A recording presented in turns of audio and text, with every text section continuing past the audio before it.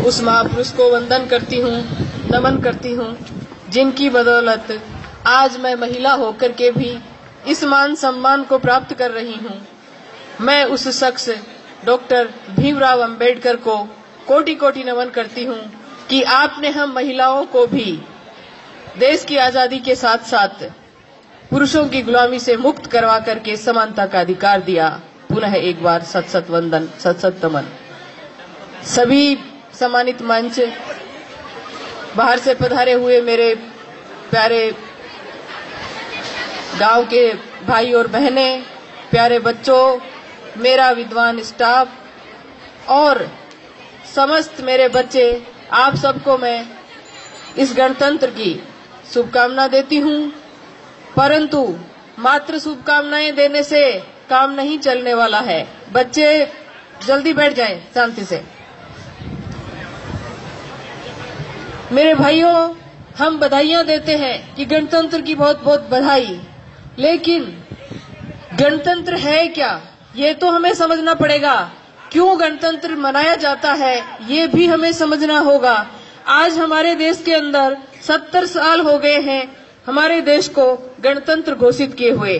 गणतंत्र का मतलब होता है कि जहां एक संविधान बना, पहले जो मनुस्मृति का संविधान लागू था, उस संविधान को हटा करके यहाँ पर समता, स्वतंत्रता, बंधुता और न्याय पर आधारित जो एक संविधान बनाया गया था, उसको भारत सरकार ने लागू किया, अंगीकार किया, स्वीकार किया।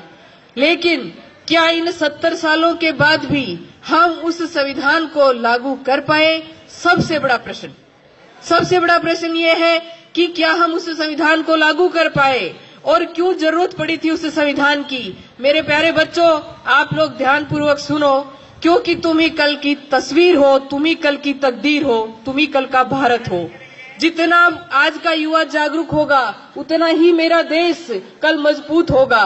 तो मैं आपको बताना चाहती हूँ कि आज के दिन ये संविधान मैं लेकर के आई इस प्रति को, क्योंकि कभी भी इस संविधान को किसी लाइब्रेरी में नहीं रखा गया, किसी भी सामान्य बुक स्टॉल पर ये उपलब्ध नहीं होता है। क्यों? क्या है इसके अंदर जिसकी वजह से छुपाया जाता है?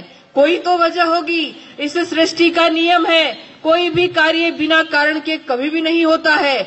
अगर इस भारत के पवित्र महान ग्रंथ को छुपाया जाता है या छुपाया गया है, तो पीछे बहुत बड़ी वजह रही होगी।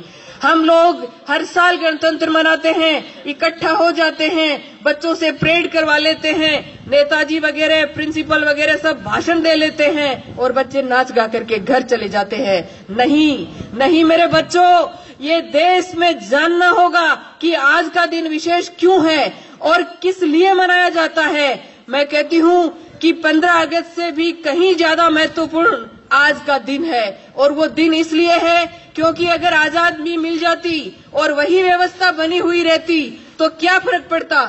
हम इस चतुर्वर्णी व्यवस्था में जो श्रेष्ठता के शिखर पर पहुंचे हुए लोग थे, उनके गुलाम हो जाते। पहले अंग्रेजों के गुलाम थे, उसके बाद में हम उनके गुलाम हो जाते। लेकिन इस भारतीय संविधान ने हम सबको समता, स्वतंत्रता, बंधुता और न्याय पर आधारित समाज की स्थापना करने की जो प्रेरणा दी, क्या हर एक जागरूक बंदे से मेरा सवाल है कि वो अपने जमीर से पूछे, क्या हम समता, स्वतंत्रता, बंधुता और न्याय की स्थापना कर पाए? हम नहीं कर पाए। क्या आदिवासियों के लिए अनुसूची 5 और 6 लागू हुई? नहीं हुई।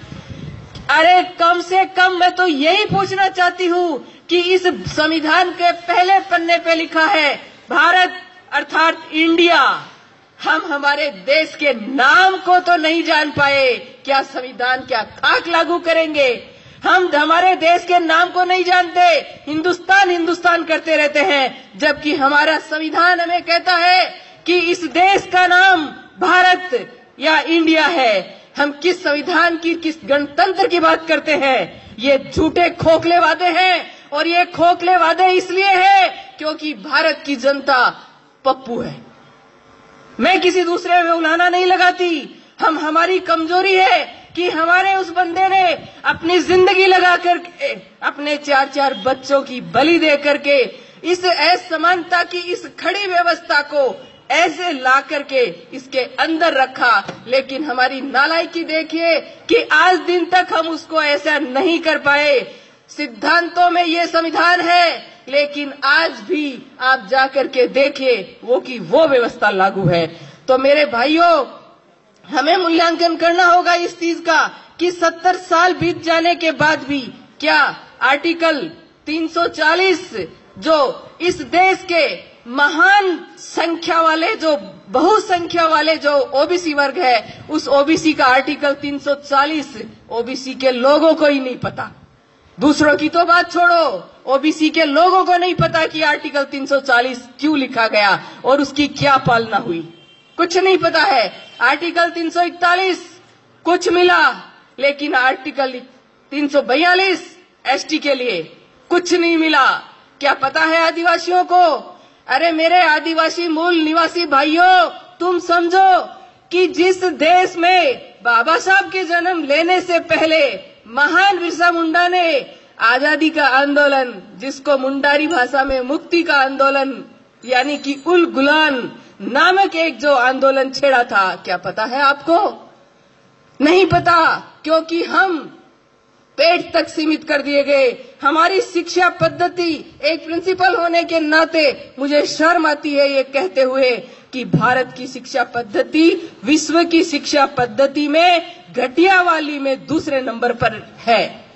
ये हमारे लिए सोचने और शर्म करने की बात है कि भारत की शिक्षा पद्धति क्यों है दूसरे नंबर पर, जब हमारी अर्थव्यवस्था विश्व के विकसित देशों से टकरा रही है।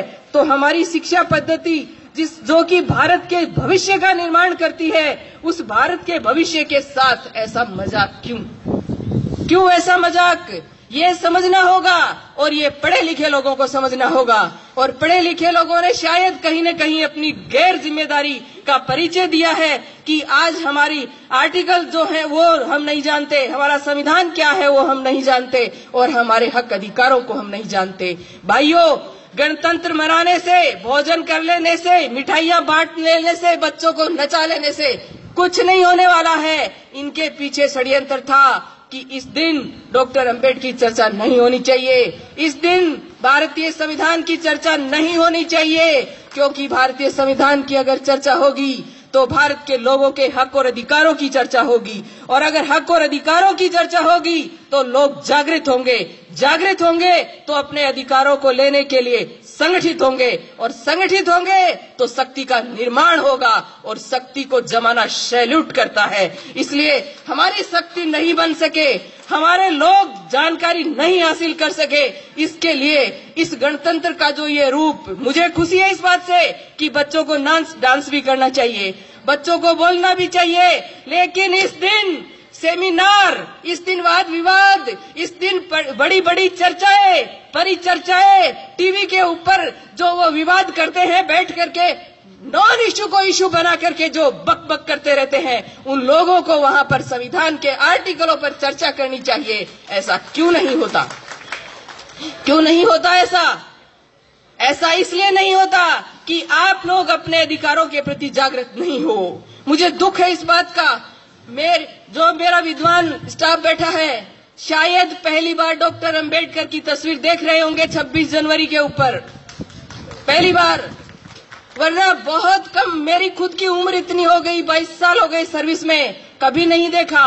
क्यों रोका जाता है चर्चा से? अरे मेरे भोले लोगों, तुम समझो, बहुसंख्यक लोगों तुम समझो कि तुम्हारे साथ ये जो साजिश हो रही है ये क्यों हो रही है। मेरे भाइयों, सृष्टि का नियम है, कोई भी कार्य बिना कारण नहीं होता है। तो ये क्या कारण था कि इस देश का ये जो पवित्र ग्रंथ है, इस देश के सभी धर्मों का ये पवित्र ग्रंथ है, इस ग्रंथ को हमसे क्यों छुपाया गया? आपको सवाल करना चाहिए। हमारे जनप्रतिनिधि बैठे हैं, उनसे भी मेरा सवाल है कि हर एक ग्रंथों को अपने घरों में रखो। कोई भी व्यक्ति अपनी आस्था को किस रूप से मनाता है, ये भारतीय संविधान हमें उसकी आजादी देता है, लेकिन राष्ट्र के लेवल पर हमारा सिर्फ और सिर्फ एक धर्म ग्रंथ है। ये हमारे सभी सरकारी विभागों में होना चाहिए और प्रत्येक भारत के नागरिक के घर में होना चाहिए। क्या है? बाजारों में नहीं मिलता, कहीं भी मिलता नहीं है। मुझे कोई दुख नहीं हो रहा है ये कहने में कि सत्यनारायण की कथा आपको हर कहीं मिल जाएगी, लेकिन जिस विधान से, जिस वजह से ये देश चलता है, इस संविधान की प्रति आपको भटकने पर भी नहीं मिलती है। क्यों? कुछ तो सोचो। अरे कुछ तो पढ़े लिखे होने का सबूत दो कि क्यों नहीं मिलती। क्या वजह रही है कि हमारे हक और अधिकारों से हमें वंचित रखा गया है? हमें जानना होगा, हमें समझना होगा कि कहीं ये देश आज भी एक प्रकार की गुलामी में तो नहीं है। फिर आपको सोचना होगा कि अगर आज भी ऐसी गुलामी है या आज भी ऐसे षड्यंत्र है, तो कौन लोग हैं जो हमारे साथ षड्यंत्र कर रहे हैं? कौन लोग हैं जो हमारे हक अधिकारों से हमें वंचित कर रहे हैं? सत्य के लिए लड़ना पड़ता है मेरे भाइयों। सत्य मुफ्त में नहीं मिलता। इतिहास उठा करके देखिए कि ये जो हक अधिकार हमें मिले हैं, इन हक अधिकारों के लिए भगत सिंह, राजगुरु और उधम सिंह जैसे शहीदों ने अपना बलिदान दिया है। और मैं नमन करती हूँ उन महापुरुषों को, उन शहीदों को कि जिनका नाम भी नहीं है, क्योंकि वो नींव की ईंट है। वो इस देश की आजादी की जो नींव खोदी गई थी उसमें दफन है। लेकिन हम उनको सैल्यूट करते हैं क्योंकि उनके अंदर एक भावना थी अपने देश के प्रति। उस भावना को उन लोगों ने अपने नाम के लिए नहीं। आज हमारे देश का सबसे बड़ा दुर्भाग्य है कि कोई भी व्यक्ति नहीं शर्म आ रही है ये कहते हुए कि भारतीय है ही नहीं। ढूंढने जाओ आपको जातियां मिलेंगी। जातियों से अगर ऊपर निकलोगे तो आपको धर्म मिलेंगे, और धर्म से ऊपर आप अगर निकल गए तो आपको कांग्रेस, बीजेपी और पार्टियों के लोग मिलेंगे। इस देश का कितना बड़ा दुर्भाग्य है कि ढूंढने जाओ तो साला एक भारतीय नहीं मिलता। बात करते हैं राष्ट्रभक्ति की, बात करते हैं ऊंची ऊंची कि हम राष्ट्र वो प्रेमी है, देशभक्त है। अरे तुम लोगों ने देश का नाम नहीं लेते, भारत का संविधान लोगों को नहीं पढ़ाते, तो कौन से राष्ट्र का निर्माण कर रहे हो? धर्म के अंदर असमानता है, समझना होगा। प्यारे बच्चों, तुम लोगों को समझना होगा, मनुष्य है उसके लिए धर्म बनाया गया है, न कि धर्म के लिए मनुष्य। आज हमारे देश के अंदर इस तरह की व्यवस्था कर दी गई है कि व्यक्ति है उसके लिए जो है महत्वपूर्ण, जो है धर्म से ज्यादा महत्वपूर्ण, संविधान से ज्यादा महत्वपूर्ण उस व्यक्ति के लिए धर्म हो गया है। हमें धर्म को अपने घरों तक सीमित रख करके देश के लिए सोचना होगा। हमें हमारे भारत को, जो पहले सम्राट अशोक के समय में जो विश्व गुरु था, वैसा का वैसा विश्व गुरु हमें हमारे देश को बनाने के लिए प्रत्येक नागरिक को भारत का संविधान पढ़ना पड़ेगा। संविधान पढ़ोगे तो आपको पता लगेगा कि हमारे हक और अधिकार क्या हैं। जब प्रत्येक व्यक्ति को हक और अधिकार मिलेगा तो भारत आज जिस चीन, जिस पाकिस्तान, जिस बांग्लादेश की बात करता है, आपको सुनकर ताज्जुब होगा कि वह हमारा भारत भूखमरी के अंदर उन देशों से पिछड़ा हुआ है। सम्मानित मंच से भी प्रश्न रहेगा, सामने मेरा बुद्धिजीवी स्टाफ बैठा है उससे भी प्रश्न रहेगा कि घर में अगर पैसा आता है और घर के लोग भूखे हैं तो घर का मुखिया चोर है कि नहीं? अगर हमारी अर्थव्यवस्था भारत की अर्थव्यवस्था जो है वो विश्व में उन्नतिशील और निरंतर विकास करने वाली अर्थव्यवस्था है, और भूखमरी जिसको स्टैंडर्ड नाम कुपोषण दे करके भूखमरी के नाम से गुमराह कर रखा है, तो वो जो भूखमरी है उसको कुपोषण का नाम दे करके कितने बच्चे मरते हैं पता है आपको? एक साल में 15 लाख बच्चे भारत में कुपोषण से मरते हैं, 0 से 5 साल के। अगर आप उसका वैल्यूएशन महीने में करो तो 1.25 लाख बच्चे एक महीने में कुपोषण से मरते हैं, 0 से 5 साल के। और अगर आप इनकी तुलना ऐसे करते जाओगे तो आपको ताज्जुब होगा, और ताज्जुब तो आपको उस समय और ज्यादा होगा जब उनकी जातियों का आपको पता लगेगा कि कौन लोग हैं जो मारे जाते हैं, कौन लोग हैं वो बच्चे जो कुपोषण यानी कि भूखमरी से मारे जाते हैं।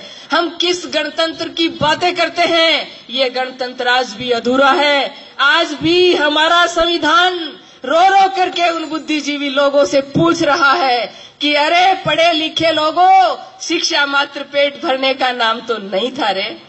पेट भरने का नाम तो नहीं था।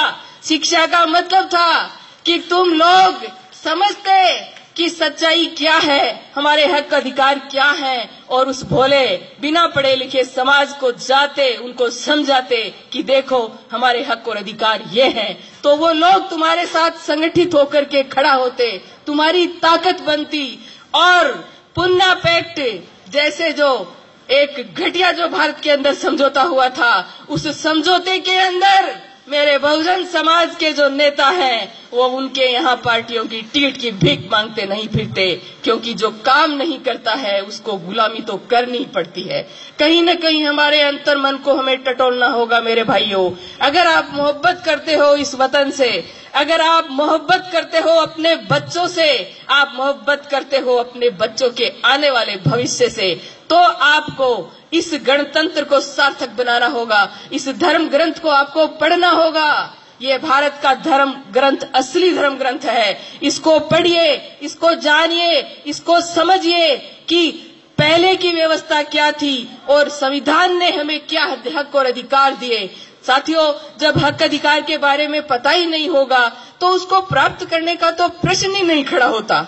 जब पता ही नहीं कि कौन सी चीज मेरी है और कौन सी नहीं है, तो उसको प्राप्त करने का प्रश्न ही नहीं उठता। तो आपसे सभी से मेरी गुजारिश है कि पढ़े लिखे लोगों, शिक्षा को मात्र पेट भरने का माध्यम मत बनाओ, क्योंकि शिक्षा जो है, संस्कृत में भी एक सूक्ति है, विद्या सा विमुच्यते, यानी ज्ञान जो होता है ना, वह हमें मुक्त करता है। किससे? सोचने और समझने की सामर्थ्य देता है। पढ़ा लिखा भी उसी पाखंड के रास्ते पे जाता है और एक अनपढ़ भी उसी रास्ते पे जाता है। मैं कहती हूँ उस पढ़े लिखे से कहीं ज्यादा श्रेष्ठ वो अनपढ़ है कि उसको पता नहीं इसलिए वो उस रास्ते पे जा रहा है, लेकिन पढ़ा लिखा तो उन किताबों को शर्मिंदा करके भी उसी रास्ते पे जा रहा है। तो समझने वाली बात है कि शिक्षा आपको सोचने की, समझने की सामर्थ्य देता है, गलत और सही में फर्क करता है। गलत और सही में फर्क करने के बाद में आपको इतनी हिम्मत देता है कि जो सत्य का जो मार्ग है, जो सही मार्ग है, उस मार्ग पे आपको चलने की वो ताकत देता है, बशर्ते आप अकेले ही क्यों न चले। ये नहीं है कि जहाँ भीड़ जाती है उधर ही आपको जाना है, क्योंकि ये जरूरी नहीं कि जिधर भीड़ जा रही है वो मार्ग सत्य है। सत्य का मार्ग तो खुद मर करके, खुद बीट करके खोजना पड़ता है, और हम हो लेते हैं किसी के पीछे और कहते हैं यही सत्य का मार्ग है। साथियों, बहुत ज्यादा समय मैं आपका नहीं लूंगी।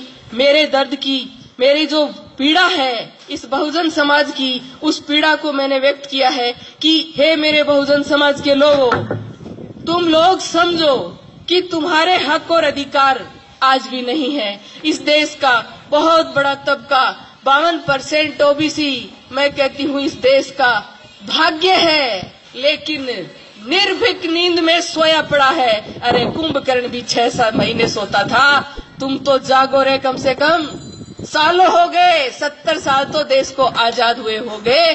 कभी पढ़ा आर्टिकल? ओबीसी का पहला आईएएस मंडल कमीशन के लागू होने के 44 साल बाद आजादी के पहला आईएएस प्राप्त हुआ था। ओबीसी के लोगों को पता ही नहीं है। मैं बांट नहीं रही, मेरा कोई स्पीच सुनेगा वो कह सकता है कि ये ऐसा कोई स्पीच होता है 15 अगस्त पे, 26 जनवरी पे, क्योंकि ऐसा मेरे को एक बार पहले भी कहा हुआ है कि 26 जनवरी को डॉक्टर अंबेडकर का नाम लेने का प्रश्न ही नहीं उठता। मेरी समझ में नहीं आया कि जो आदमी संविधान बनाने वाला मुख्य व्यक्ति था, कमेटी में और लोग होंगे, लेकिन जो वर्क सबसे ज्यादा जो किया वो डॉक्टर अंबेडकर ने किया, तो उन लोगों, उस व्यक्ति का नाम लेने से गर्व होना चाहिए। क्या कहीं वो आज भी किसी जातिवाद के कारण ही तो वंचित नहीं है? वरना जिसको अमेरिका जैसी कोलंबिया जो यूनिवर्सिटी है, उस यूनिवर्सिटी ने उसको सिंबल ऑफ नॉलेज, और बराक ओबामा ने कहा कि ये तो भारत का दुर्भाग्य है, ये डॉक्टर अंबेडकर का दुर्भाग्य है कि वो भारत में पैदा हुए। अगर वो अमेरिका में पैदा होते तो हम उसको सूर्य कहते हैं, उसको हम सूर्य कहते। तो उस सूर्य को जो दबाया जाता है या दबाया गया है, उसकी कोई तो वजह होगी, क्योंकि उन्होंने आप सबको अपने बच्चे माना, 4-4 बच्चों की बलि दी है। हिंदू कोड बिल, मैडम से रिक्वेस्ट करूंगी जरूर कि हिंदू कोड बिल पढ़े, जिसके लिए और 52% ओबीसी के लिए उन्होंने कानून मंत्री के पद से इस्तीफा दिया। आज हमारे समाज के लोग मंत्री पद के लिए समाज को बत्ती लगा देते हैं, और वो बंदा ऐसा था कि जिसने उन लोगों के अधिकारों के लिए अपने पद को लात मार दी कि जब मैंने इतनी मेहनत करके हिंदू कोड बिल बनाया और कालेलकर समिति को लागू कराने के लिए ओबीसी के लिए लड़ाई लड़ी, और अगर तुम इन दोनों को नहीं मान रहे तो कोई बात नहीं, ये संभालो तुम्हारा पद। क्या हमारे नेताओं से भी मेरा सवाल है कि क्या है तुम्हारे अंदर इतना दम कि तुम समाज के लिए ऐसा कर सकते हो?